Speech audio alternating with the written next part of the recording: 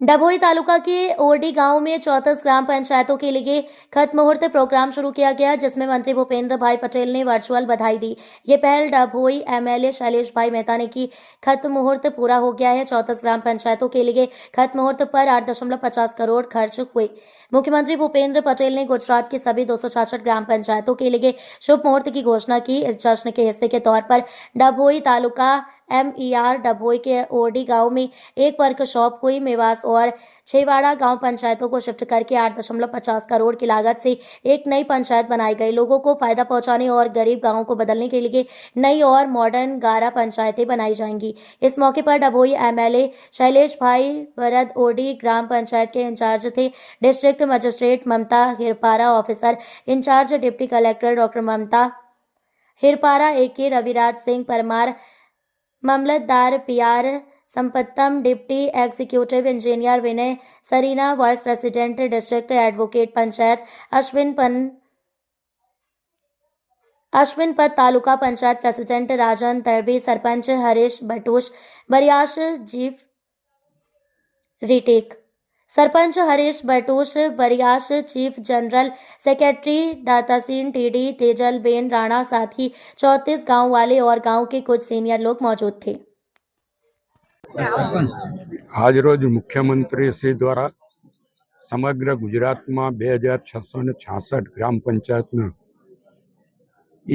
खातमुहूर्त करवामां आव्युं छे, जेमां डभोई तालुका ने 34 ग्राम पंचायतों पण खातमुहूर्त करवामां आव्युं छे। जेने अहींया ओरडी खाते जे डभोई तालुकानुं सौथी छेवाड़ानुं गाम कहेवाय, एमां आज आ तालुका कक्षानो कार्यक्रम राखवामां आव्यो छे અને 34 ग्राम पंचायतो एक ग्राम पंचायत ने 25 लाख रुपया मूकवामां आव्या छे बजेट तरीके, एटले 8.5 करोड़ रुपयाना खातमुहूर्त आज डभोई तालुका में थवा जई रह्या छे।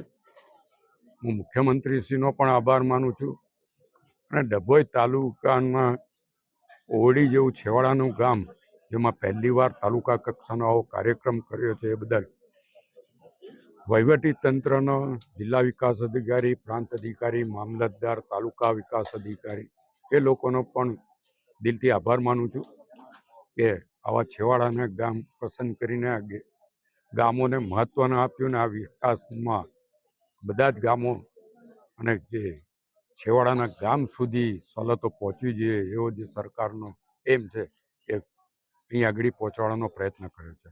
આજના પ્રસંગે મારી સાથે જિલ્લા પંચાયતના ઉપાધ્યક્ષ શ્રી અશ્વિનભાઈ વકીલ, તાલુકા પંચાયતના પ્રમુખ રાજનભાઈ અને જિલ્લા વિકાસ અધિકારી, તાલુકા વિકાસ અધિકારી, પ્રાંત અધિકારી, મામલતદાર સહિત આ વિસ્તારના આગેવાનો અને ચૂંટાયેલા પ્રતિનિધિઓ પણ અહીંયા ઉપસ્થિત રહ્યા છે।